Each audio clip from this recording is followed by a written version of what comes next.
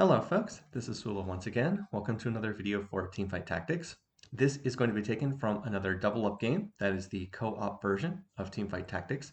And playing alongside me here is Cymbal. We are going to be running a two-player game here where the theme of this video is every hit point counts. This is a match where this game is going to end up being pretty close and every single point of health is going to end up mattering to the eventual outcome of this game. So we've been running a whole bunch of double up games. We've been playing pretty frequently in the evenings. Myself and Cymbal and JDP El Grillo and Antisocial Monkey most frequently. And we've been enjoying the gameplay mode. I will say that as we've done more games, we've also started to hit some of the flaws of this particular gameplay mode. There are some issues that really have kind of detracted away some of the fun in this particular version of double up mode. One of the biggest has been that we've noticed a lot of people deliberately lost streaking with mercenaries, and it's almost impossible to stop them from cashing out at some point in time because you can't stop them from deliberately lost streaking, and then they get in a position where they end up eventually cashing out like a 10 loss streak, and then they just become super strong, and they don't have to, like, they're not losing the amount of health that they would in a normal game because they have a partner propping them up. That is supposed to be changed in the next patch. They're going to make some changes to this gameplay mode to make it harder to have people lost streak with mercenaries, and that would end up not being an issue so much in this game. All right, well, as far as what's going on here in the early stages, I got an early echo, so that immediately made me think, hey, maybe I want to play innovators, or at least use them as the start of this game. Unfortunately, none of the options that I had to play there looked very good. I didn't like any of the options that I had there. I end up taking Archangel's Embrace as the best of the bunch. I really didn't want Woodland Charm. I think that that's one of the worst options you can pick. And I also really did not want to take the, what was it, the Battle Mage, because this is not, I have no stuff that would lead me into playing that particular team comp. So I end up taking Archangels. It's not what I want. This is kind of a common issue in set 6.5, getting augments that just you really don't want or are not very good. And the gap between actual good augments and bad augments is pretty large and has been an issue all throughout this set. Cymbal is going to take Gold Stand United, which is a good choice, and I really, really, really wish that I had been able to get Gold Stand United. Would have vastly preferred playing that. Okay, so as far as what else is going on, remember, I got the early Echo, so I've been trying to play through that Echo. I just kind of random my way into a 2-star Twitch, so I'm going to go ahead and look to play that. And then I also found this Zillion, and then I've also found a Singed. So I have an Innovator opener here, but I don't have Ezreal, and that's really unusual.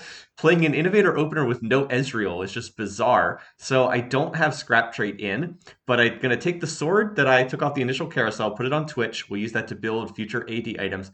I also then get a Tear and a Vest, and I was like, you know what I can do with these items?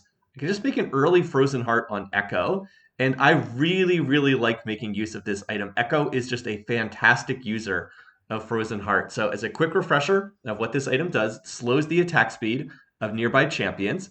So typically this is not one of the more built tank items because, as nice as it is to get an attack speed slow, get additional armor, the problem is if you put this on a frontliner, usually you're just slowing the attack speed of tanks on the enemy team, and that isn't really that helpful.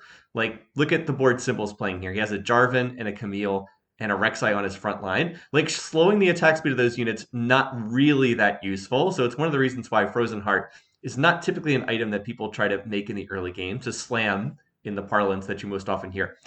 But Echo's a really good person to hold the Frozen Heart because he is an assassin and he will jump into the back lines of the enemy team where he's slowing the attack speed of units you actually do want to slow, which is typically the carries of the enemy team. Now, this is a bad example because there's not really a carry on this team. I guess the carry is the Twitch who, is also an assassin, is going to jump over on the other side of the board. So that's not really going to be relevant there. But in a normal fight, if someone has Ezreal or they have Ashe or any kind of auto attacker in the back lines, bringing that Frozen Heart right up into their face is exactly what you want to do. So super duper helpful in that regard. And he is one of the best users of Frozen Heart. Echo actually gets a double attack speed slow if he has Frozen Heart when it combines with his ability. you can have him bring the Frozen Heart into the back lines as he jumps as an assassin, and then his ability, the big bubble that he puts down on the field, is also an attack speed slow, and those do stack. It's not like only one or the other gets used. Those do stack. So Echo's bubble is an attack speed buff for your team. It's an attack speed slow for the enemy team. He casts on the biggest concentration of enemy units. So if they both go off on the same target, you can get like a 50% attack speed slow, and that just decimates auto attackers on the other team. They don't get to attack. They don't get to use their abilities. And even casters generally have a lot of trouble. So like here's where this works perfectly in action. Echo brings the Frozen Heart right into the middle of the enemy team. Look, he's slowing the attack speed of the entire team other than Poppy. Now, yeah, so like he's buying a tremendous amount of time. Look how slowly that Corki is attacking. It's hard to see, but like that Corki just doesn't get to do anything. So a good example of why I don't feel bad making this item. I wouldn't want to make it on a frontline tank, but Echo applies it beautifully. So if you get another lesson from this video, aside from every HP counts, it's that Echo is a very, very good Frozen Heart user. Okay, so that gets us through the initial rounds. I was able to win all three. Cymbal unfortunately lost 2 out of the 3 rounds. He's still trying to put his board together. So we are last pick on Carousel. It's actually very unusual. Everybody's health is super bunched up together. Usually one team is like deliberately lost streaking here in the early game. So usually you don't see this even of a spread of health. So anyway, I'm waiting here trying to see what I can get. And I was like, the sword's probably the best option. That's kind of the other thing that I'm building through. So I'll just take this, and then that'll give me another sword item. I did debate making a death blade, but I decided to hold off here for the time being.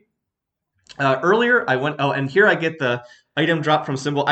One of the options was a sword, and I strongly considered taking the sword, but ultimately I was like, no, gold is better. Let's take the gold. You usually want to take the gold. On the last round, I actually dropped out of Innovators for a round because I had the option to play a 2-star Camille for Clockwork or a 1-star Singed for Innovator. And even though Innovator is very good in the early game, you get the Scarab, which means +1 units. That's a big deal. Getting to play an extra unit when everyone only has like 3 or 4 units on the board really helps. I still felt it was better to play the 2-star Camille. So I played that for 1 round.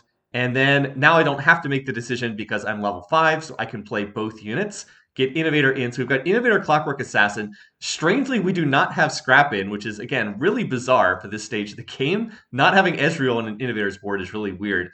But anyway, that works. And oh, look at the Frozen Heart value. I believe Frozen Heart is on every single unit on the enemy team except the Echo that they had over there. And now that Echo's gotten flung, Echo is also now getting the benefit.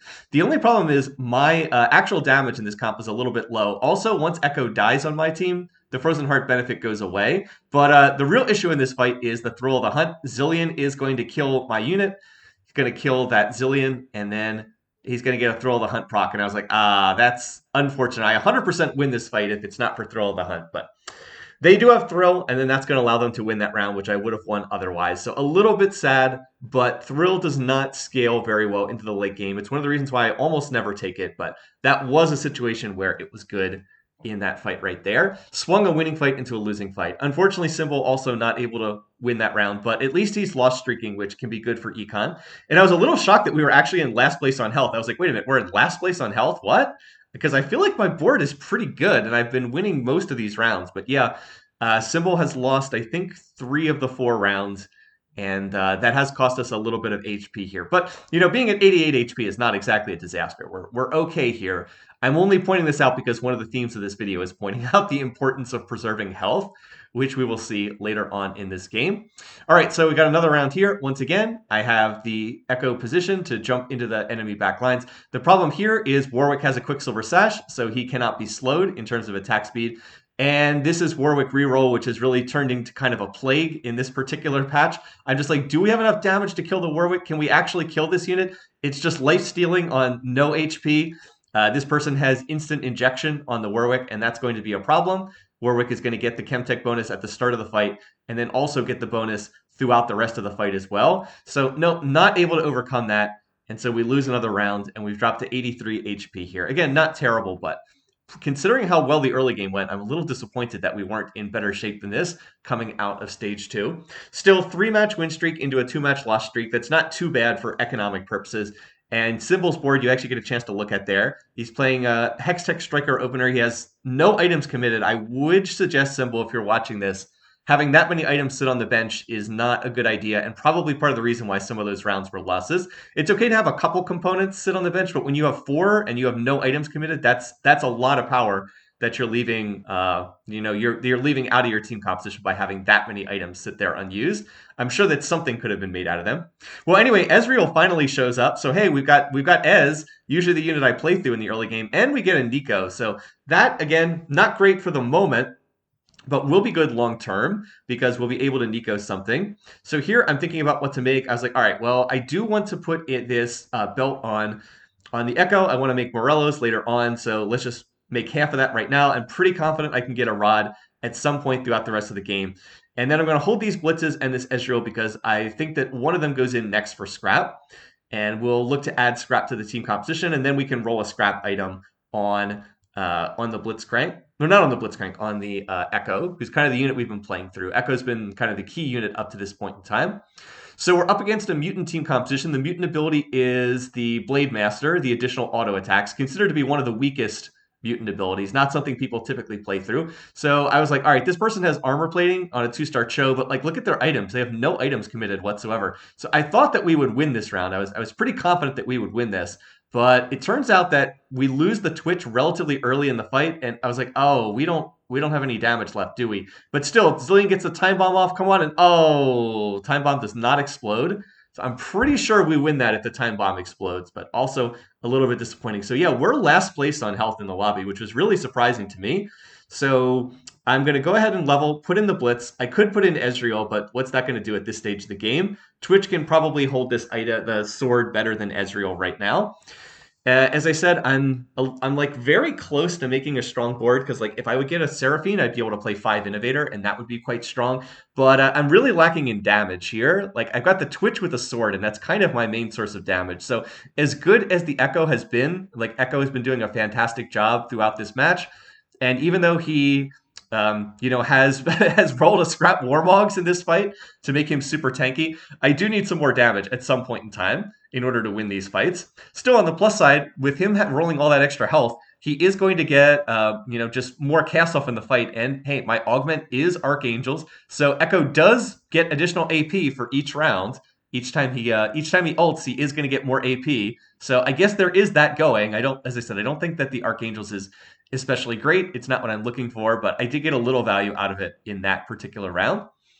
All right, we've got our second augment coming up, so let's see if I can get something slightly more useful this time around. And hey, Innovator Heart. I will take that over Ascension or Silver Stand United. So now if I play one more Innovator, I do get up to the Innovator 5. So I'm going to go ahead, I'm going to sell the Twitch, and I'll play Ezreal. Granted, 1-star Ez is definitely weaker than 2-star Twitch. I do lose Assassin trait, but I go up to 5 Innovator. So I think that that's worthwhile. And I also now have 3 scrap units in, so if I find one more scrap unit, I can play 4 scrap.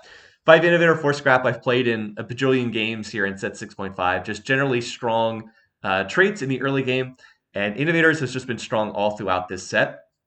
One other thing I'm doing is I keep scouting the enemy boards. I'm trying to get in a position where Echo is going to jump into the enemy units on the other team. I really need him to bring that Frozen Heart right into the middle of the enemy board because that's kind of what putting my team together. I mean, look what I have in terms of damage. I have a 1-star Ezreal with a sword. Like that is nothing in terms of actual damage. So I really need to cut the attack speed of the enemy team if this is going to work. And for this fight, I accidentally mispositioned. I mispositioned for the other comp, not this one. Still, I get the perfect pull onto that Gangplank. So I was like, oh, cool, can we kill Gangplank at the start of the fight? Like, that's clearly the carry on the enemy team. So can we just kill the Gangplank? And it was like, no. I pulled him into the backline, and then all my units died. But Cymbal looks like he's on it. He's now made an Infinity Edge plus a Static Shiv on Lucian. Not the best long-term items on Lucian. Probably will be selling that and transferring in some of those items later on. And he's building into like a Hextech plus Striker board. Now, you'll also note me picking up the Warwicks here. Warwick has really proven to be just a gigantic pain in these double-up games, and that's been another thing that's been causing us real concern, real griefing in these games. So the problem is Warwick 2-star is Warwick is just too strong. He's a 2-cost unit, but he's really been dominant in these past games. By the way, I get a huge break of luck on this carousel. There's an Aurelia with a glove on here. So I can level to 7, put in Aurelia, make Infinity Edge on her, and I've got 5 Innovator, 4 scrap with Aurelia. Pretty good stuff. But Warwick has been a real problem in these double up games. He's bad enough in solo queue, like in the one player game mode. But the problem is in the two player game mode, it's just so easy to 3-star him. Like with two people working together, it's trivially easy to 3-star him. And he basically plays like a 4-cost unit. If he has perfect items, his perfect items being Quicksilver Sash, Rage Blade, and Titans. If he has those three items, he basically plays like a 4-cost unit because you cannot crowd control him at the start of the fight. The Quicksilver Sash prevents him from being crowd controlled in any significant way, so you can't stop him from ramping up. And once he has Titans plus Rage Blade, again, he basically plays like a 4 or 5 cost unit. I'm not even exaggerating. So people make the 3-star Warwick unbelievably fast because, again, they're pulling together two people's champions pools to do it. And once that happens, you just easily win streak all through the early game and mid game. Like I think so. There's the one team that's win streaking right now, the team that's on 83 health, which actually just did beat one of their two players, the one that doesn't have the Warwick. But like they'll just win streak all throughout the mid game as soon as they hit Warwick 3-star because he just runs over the enemy teams and you really can't do anything to stop them. I'm actually glad we won that round right now to try to slow down a little bit that team. But yeah, that's the person who's making Warwick right now.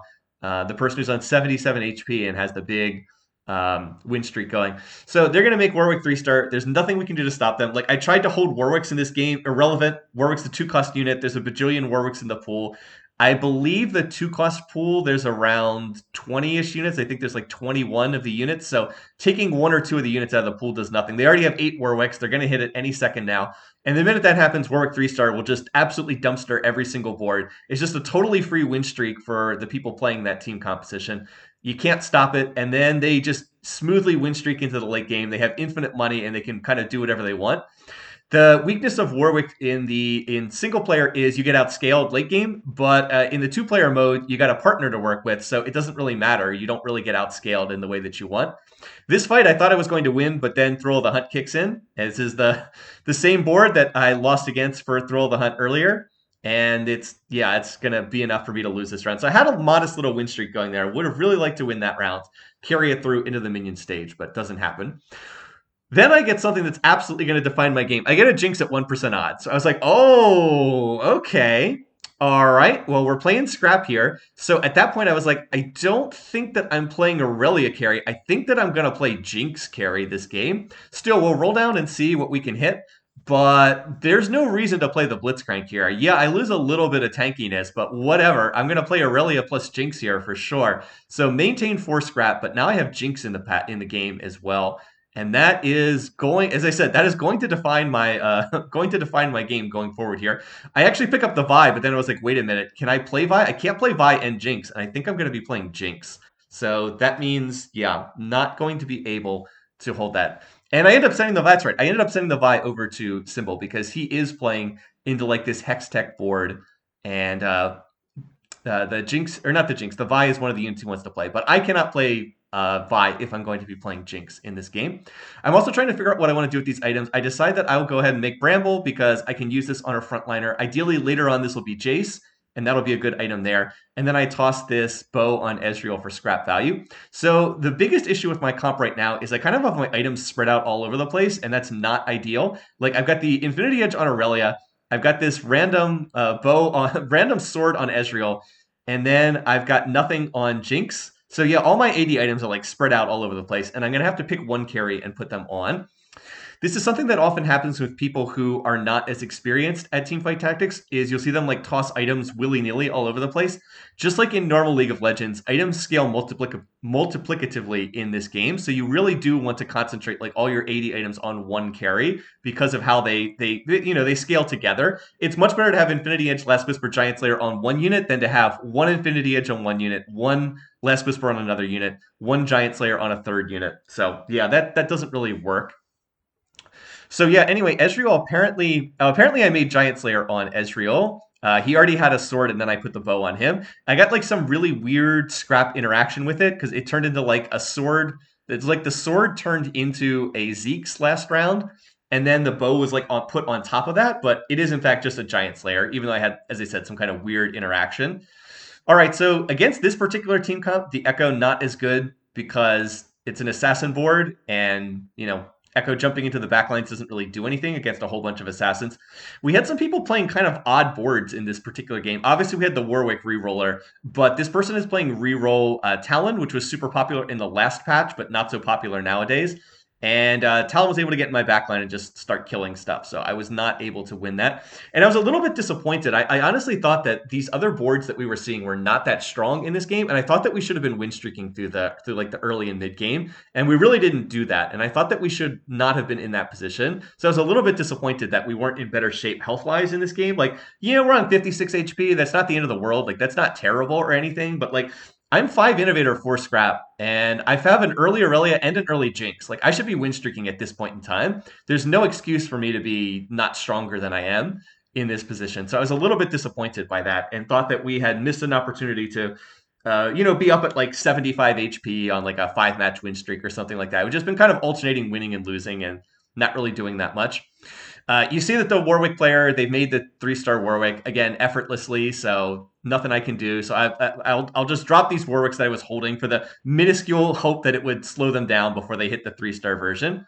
Anyway, this time I get great echo value. He gets off a perfect ultimate to slow the attack speed of the enemy team, plus Morello's, plus he got the Frozen Heart into the backline. So I was like, oh, we win this fight, right? And I was like, oh, we never actually killed the Gangplank, did we? No, oh, there we go. Well, we do kill the Gangplank, but then the rest of the enemy team comes in. The Gangplank planted a bunch of money, and so we end up losing that round as well. So I was like, man, really feel like we're not doing especially well in this game. However, things are about to turn around. Note that there's a Jinx on this carousel, and I have a Nico's on my bench. So that's a thing. All right, well, this is pretty simple. Let's go ahead and make a 3-star Jinx.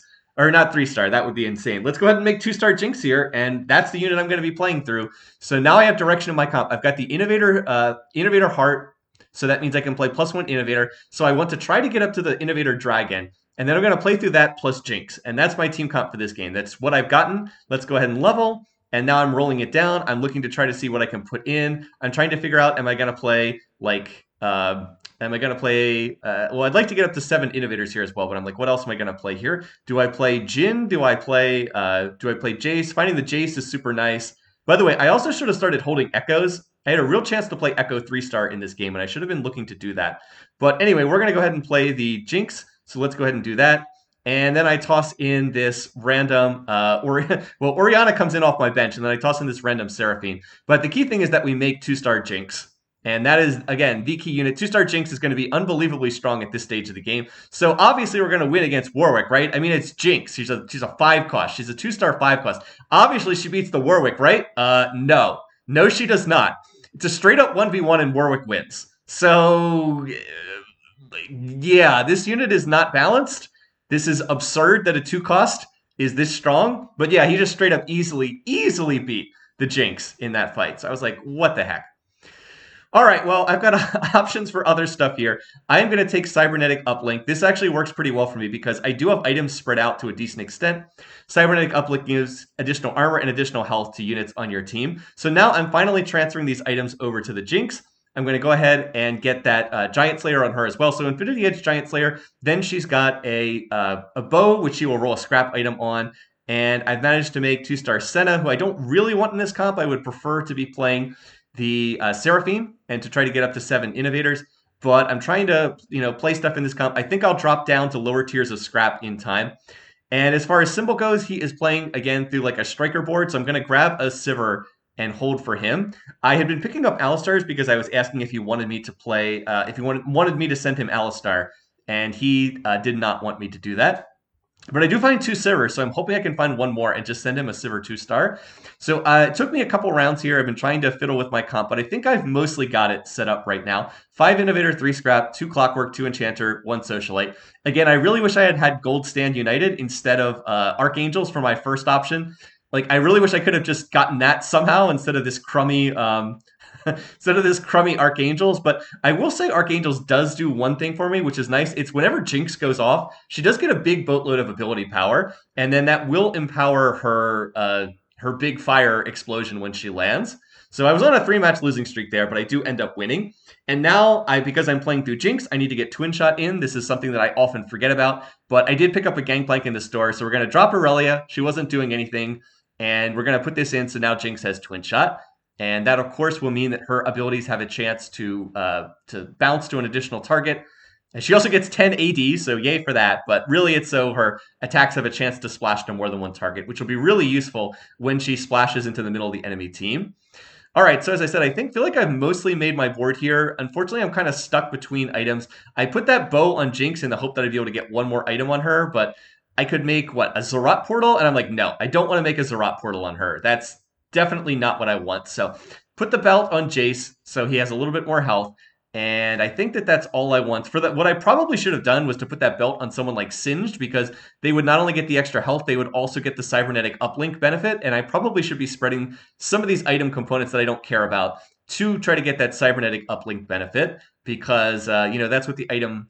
That's a nice advantage. It gives extra health, and the extra armor is appreciated as well. Like if I'm going to be playing Singed, which I probably am because I'm trying to get towards the Innovator Dragon later on, I might as well put an item on him, which would be worth extra health and worth extra armor as well. All right, anyway, so we're up against the Yordle's board, so I'm going to go ahead, win this. Can I get over to Cymbal's board? But no, not able to get over. Or no, Cymbal already won his round, so I did not have to come over here. And after losing all that HP earlier in the game, we have gotten back into a healthier spot. I'm now on a modest win streak. I'm on a 2-match win streak after I lost a series of rounds. And now my goal is to try to get to level 9. At level 9, I'm going to try to play the Innovator, 7 Innovator, and get the Dragon in play, because I do think that would be strong. The crowd control is really nice, and also will give that extra crit ability. Cymbal, you can see, is playing, what does he have? 4 Striker, 4 Hextech, 4 Bruiser. Pretty solid board, and he's trying to play towards Sivir 2-star. He's had bad luck at finding Sivers. He only has one of them. So I'm hoping that I can get another... I'm hoping I can find 2-star Sivir and send it over to him. The good news is no one is playing the... no one is playing the Sivir at the moment in this lobby. So Jinx gets jumped on by assassins. I kind of get baited by the spotlight tile. She gets jumped on by that 3-star Talon. And I was like, oh, Jinx, she's going to jump away. And then she lands, and she lands right on the assassins again. And I was like, oh, seriously? Come on. So 100% I'm going to lose this fight. My only hope is that we will have Cymbal come in and help me. And fortunately, we buy just barely enough time to do that, as Sivir is still alive, and Sivir has pretty good items. Rageblade, Bloodthirster, Infinity Edge, pretty good. And that together with Vi is going to be enough to win that round. So I was like, very, very nice. That's going to allow me to keep this little win streak going. So there's a Galio in the store, and I did think about playing this, but I was like, there's no way I can get a Galio into my team comp. So I asked Cymbal if he wanted Galio, and he said no. Did not want Galio. So it looks like we're not going to be playing that in this particular game. This is not a Socialite 3 game, because I could opt to play that, I suppose, but I would have to then forego playing the Innovator Dragon. And because I had the +1 Innovator, I did want to try to play that because it's something that you rarely get access to. So I'm going to continue playing Jinx on the Spotlight tile. Honestly, I can feel free to move her if it looks like that would be advantageous, but no one has been pointing like a Zephyr at that tile. So I think it's been a pretty good place to put her, even though it doesn't give that much additional damage. By the way, did you see that Zilean Time Bomb? The enemy Kha'Zix was right next to Zilean. He tossed a Time Bomb, and then the Time Bomb followed the Kha'Zix as the Kha'Zix jumped over to the other side of the board. Anyway, so we're up against Warwick. Again, surely Jinx beats Warwick, right? No. Nope. Does not beat Warwick. 3-star Warwick wins again. Again, this unit is so overpowered right now. It is obscene how strong that unit is. So that comp has been win streaking forever, the one that has the Warwick. That's the one on the 58 HP that's got the crazy win streak going. All right, well, in terms of items here, there's not a whole lot I really want. I kind of want defensive items for Jace, but I don't see any defensive items, so that's not really a possibility. I'd really like the Warmogs on him more than anything else. That's not there. I was like, defensive items for Jace. I was like, I guess I can take this Knight's Edge. It's kind of a defensive item. Not really what I want, but like, what else am I going to do? I can't use any of that other stuff. So this is not a particularly good item, but I will just go ahead and toss it on him because why not? It does mean that it is a way for him to shed negative crowd control, which is not bad on a frontliner. Like, that's not awful, but this is clearly not the item I wanted. I would much prefer to have a Warmogs or a Gargoyle Stoneplate or something like that. So here's also nice. Remember how the one unit I wasn't seeing was Seraphine? Well, I am going to go ahead and get a Seraphine, a 2-star Seraphine from Cymbal, which he had been saving up for me. So thank you very much for that, Cymbal. And that definitely makes my board stronger. All right, so now we're up against the Warwick comp. So it's like, can somebody actually beat this Warwick? Like, can we finally beat this team composition? We're going to have to beat this comp if we plan on winning. So here is one good thing that the Jace does, which is super important. Jace is an armor and magic resistant shred. So Jace goes on the Warwick, and Jace actually manages to shred the armor on that Warwick, which he's been stacking up from Titans. And we're finally able to interrupt the win streak of the Warwick player. Finally. We finally stopped that player from winning. Good riddance. All I need is a 2-star Jinx and a Jace. Multiple legendary units to beat this 2-cost unit. Not balanced. Definitely not balanced. So yeah, the fact that I need to play multiple legendary units to beat this guy, to beat the Warwick, which again is a 2-cost unit, is completely ridiculous. Anyway, there's someone right there on 4 HP who is playing a comp that's honestly very strong. They have a 2-star Jace, and they have, what is it? They have a Tahm Kench, I think? I'm trying to look at this board. So this is someone that I can hit, and in fact, I do hit them. Yeah, 2-star Jace, 2-star Tahm Kench, 2-star Kaisa, and then they have a Victor. For some reason, they're itemizing the Victor, even though they have 2-star Kaisa. Maybe they hit these units in a different order. So this board is very strong, and we really want to get this person out of the lobby so that they can put those Jaces back in the pool. So the good news is I am able to beat that board, thankfully. And who are we up against? Oh, we're actually up against their partner. Cymbal is hitting their partner. So if we beat this person, I don't think we can knock them out of the game because they were on 4 HP going into this round. But we can knock them down to 1 so that the next time they lose a round, they're out of the lobby. And oh, look at this. It's Warwick. Yeah. Oh, yeah. 3-star Warwick. Yeah. Wins again. Great. Awesome. Love that unit. Very, very balanced unit. So, so the good news is I am getting close to level 9 here. And once I get to level 9, I can drop the Senna. Senna, not bad in this comp. I mean, she's providing an extra rank of Socialite, and she's also providing me with the Enchanter trait, which is not bad because I'm playing Ori. Definitely want Ori in there for Clockwork. I also had the option to play Jhin, but I thought like I had enough damage with the Jinx, so it was more important to get the utility from the Orianna. But in any case, we're going to get a Bloodthirster here. This is not the item I want. Again, I want more of a tank item. I don't want the Bloodthirster, but I'm going to have to put it on somebody. So I believe I put it on the Gangplank. And here we go. Now I've got a 2-star Sivir, so I can send that over to Cymbal. There we go. So we're going to go ahead and send that. And we get another send as well because now it's level 6. So I believe I leveled to 9 here. So let's go ahead and get up to Innovator 7. I have to put the Ezreal in. So I am putting in a 1-star Singe and a 1-star Ezreal, which is not great, but at least we're going to hit the 2-star GP. And now I'm considering, like, what else do I put in my comp? And I'm not sure how many more units I can really put in. But I do need to put this Bloodthirster on someone. And as I said, I believe I put it on Gangplank eventually.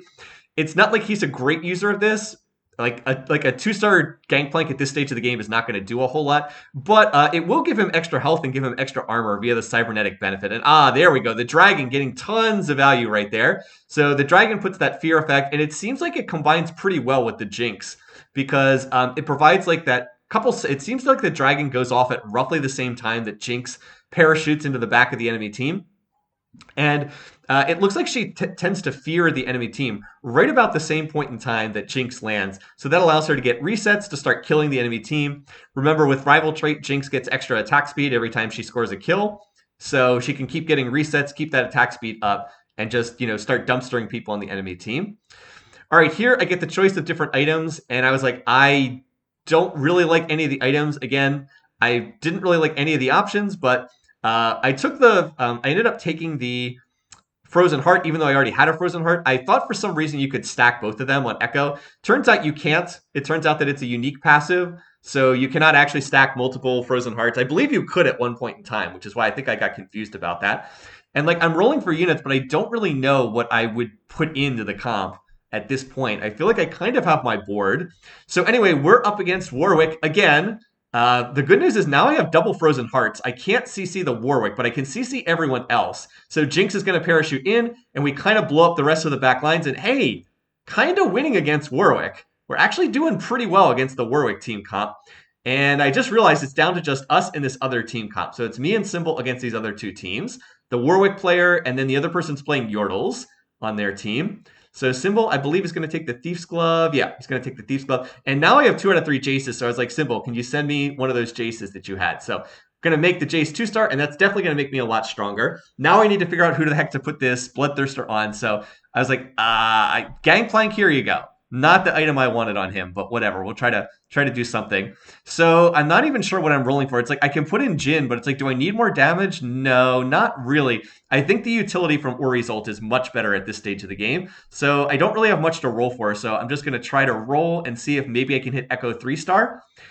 I also know I'm going to... So at this point, we know who we're going to hit every round because we just alternate. It's like it's Warwick, then Yordles, then Warwick, then Yordles. So I'm positioning Echo really well in these fights. Like, look at Echo. He's going to put that Frozen Heart on almost the whole enemy backlines.